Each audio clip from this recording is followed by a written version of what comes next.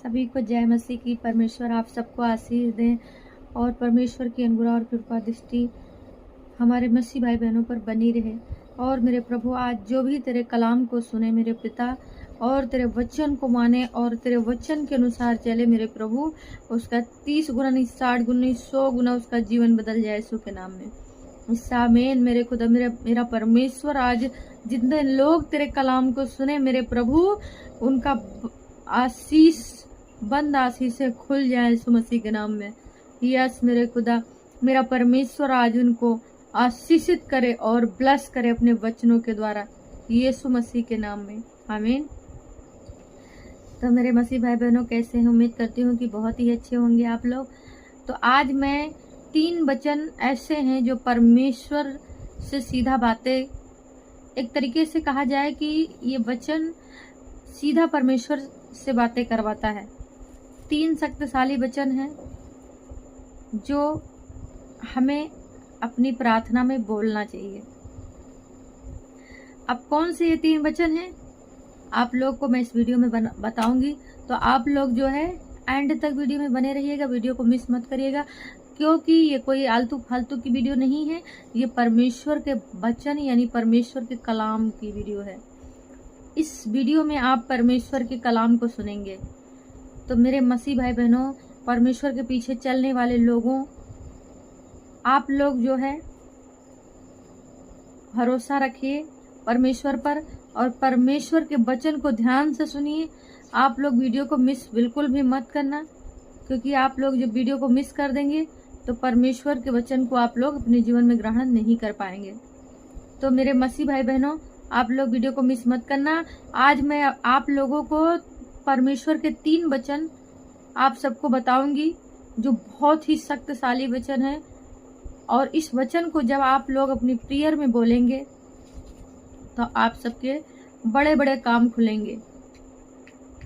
आज तक आप लोगों की जो भी आशीषें बंद हैं, आज तक जिन लोगों का काम नहीं बना हुआ है, जिन लोगों का जो है बंद है आशीषें, रोजगार बंद है और बरकतें बंद हैं, आशीषें बंद हैं, कोई काम नहीं बन रहा है, कोई धन नहीं आ रहा है, कोई पैसा नहीं आ रहा, कोई नौकरी नहीं लग रही, कुछ भी नहीं हो रहा है, उन लोगों के लिए है। आप लोग जो है इस वचन को अपने प्रार्थना में जब रखेंगे तो परमेश्वर, जो हमारा परमेश्वर है, जो स्वर्ग और पृथ्वी का मालिक है, वो इस वचन के द्वारा आपको आशीष देगा। आमीन। तो मेरे प्रिय भाई बहनों, अगर हम इस तरह प्रार्थना करते हैं तो वैसे तो प्रार्थना तुरंत परमेश्वर सुनता है, लेकिन यदि अगर आप वचन को उठा के अपनी प्रार्थना में बोलेंगे तो वो और ही अच्छा होगा। क्योंकि जब प्रार्थना में वचन बोलते हैं तो वचन को, आपकी वचन जो परमेश्वर आपके मुंह से निकलता है, जो परमेश्वर का जो वचन है आपके मुख से निकलता है, तो उस वचन को यहोवा के दूत सुनते हैं। क्योंकि जो यहोवा के दूत होते हैं वो आपकी बातों को नहीं मानेंगे, वो सिर्फ और सिर्फ परमेश्वर के वचन को सुनते हैं और उसी के अनुसार वो कार्य करते हैं। हालेलुया। तो मेरे प्यारे भाई बहनों, आप तो समझ गए होंगे कि जो है अगर हम ऐसे प्रेयर करते हैं तो प्रार्थना सुनी जाती है, ऐसी बात नहीं है। लेकिन अगर हम वचन को उठा के प्रेयर करें तो यहोवा के दूत परमेश्वर के वचन को सुनते हैं, ना कि हमारी आवाज को। हालेलुया। तो आज मैं 3 वचनों के बारे में आप लोगों को बताने वाली हूँ। पहला वचन है भजन संहिता 1 के 8 आयत में लिखा है, मुझसे मांग और मैं जाति जाति के लोगों को तेरी संपत्ति होने के लिए और दूर दूर के देशों की निज भूमि बनने के लिए मैं तुझे दूंगा। हालेलुया। तो ये वचन है भजन संहिता 1 के 8 आयत में। ये वचन आप लोग अपने प्रेयर में रखें कि परमेश्वर ने कहा, मुझसे मांग, मैं जाति जाति की धन संपत्ति और देश देश के दूर दूर देशों के निज भूमि बनने के लिए मैं तुझे दे दूंगा। ये परमेश्वर का बहुत बड़ा वायदा है बाइबल के अंदर।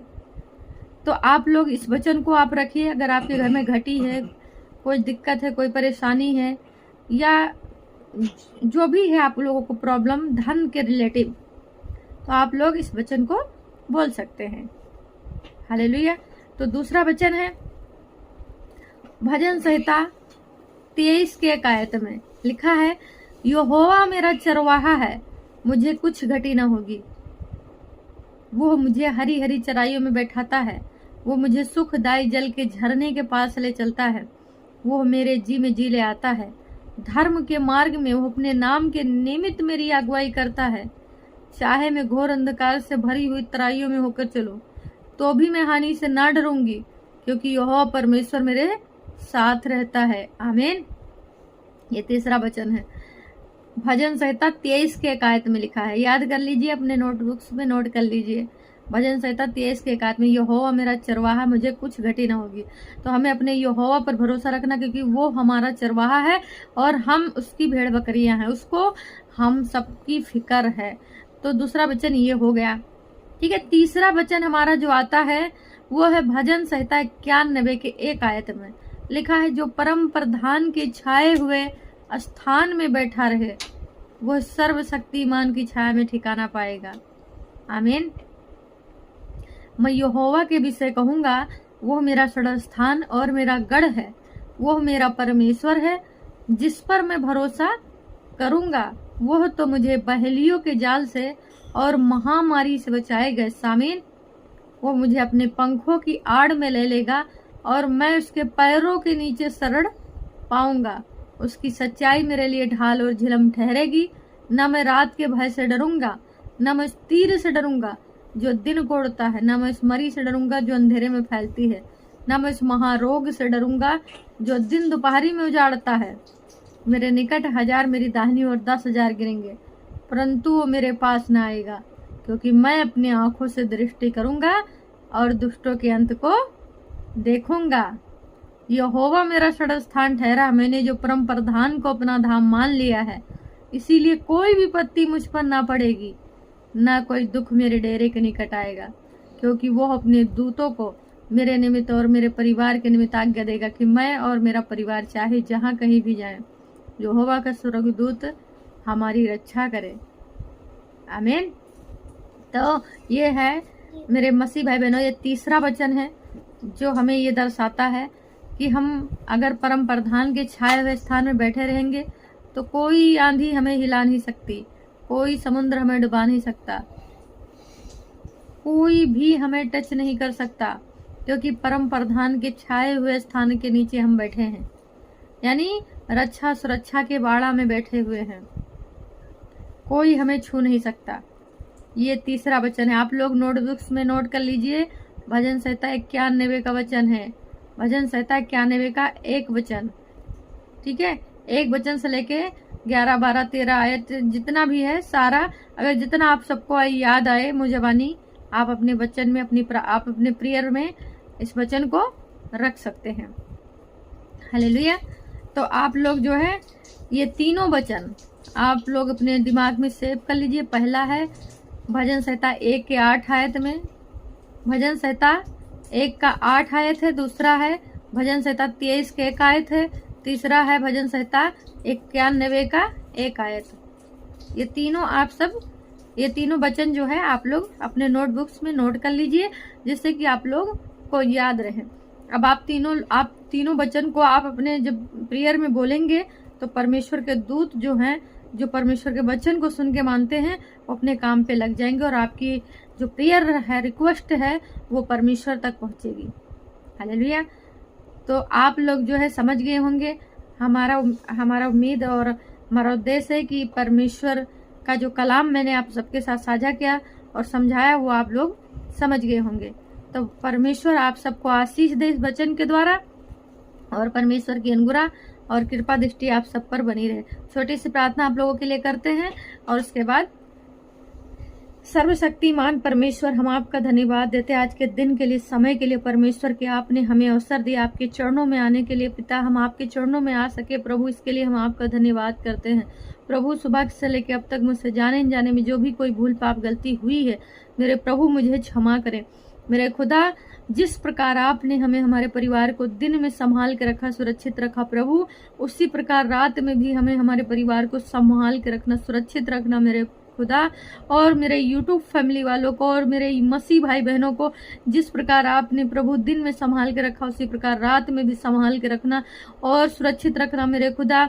जब मैं मेरे मसीह भाई बहन सोए तो यहोवा तेरी गोद में सोए प्रभु, तेरी गोद में कोई भय नहीं, कोई डर नहीं प्रभु। हम सब सुबह का सूरज देखने को पाए और तेरे सुंदर नाम का धन्यवाद करने पाए प्रभु। एक नई सुबह, एक नया दिन, एक नया हफ्ता, एक नया महीना, एक नया साल दिखाने के लिए हम सबको परमेश्वर, हम इसके लिए आपका धन्यवाद करते हैं।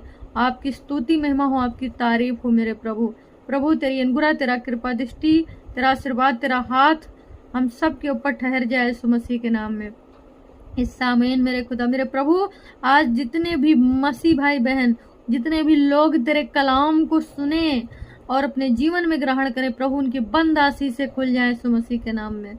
इस आमीन मेरे खुदा। प्रभु मैं हर एक इंसान को प्रभु आपके हाथ में सौंप रही हूँ, विश्वास के साथ ये प्रार्थना करती, यकीन करती हूँ कि आपने हमारी प्रार्थना को सुनी। यीशु मसीह के नाम में मानते एक छोटी सी प्रार्थना, आमीन आमीन। तो मेरे मसीह भाई बहनों, परमेश्वर की अनुग्रह और कृपा दृष्टि आप सब पर बनी रहे और हमारा उद्देश्य यही है।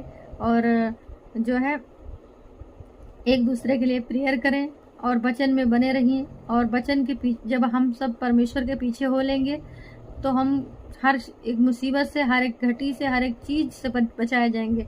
हमें किसी चीज़ की लालच नहीं होनी चाहिए। हमें बस एक ही संकल्प होना चाहिए कि हमें अपने परमेश्वर यहोवा के पीछे चलना है। हालेलुया। तो हमें सब कुछ त्याग के छोड़ के अपने परमेश्वर के पीछे चलना है, क्योंकि वही हमारा जीवन का रोटी है और वही हमारा पानी है, वही हमारा जीवन है। हालेलुया। तो सबको जय मसीह की। परमेश्वर आप सबको आशीष दे यीशु के नाम में, आमीन।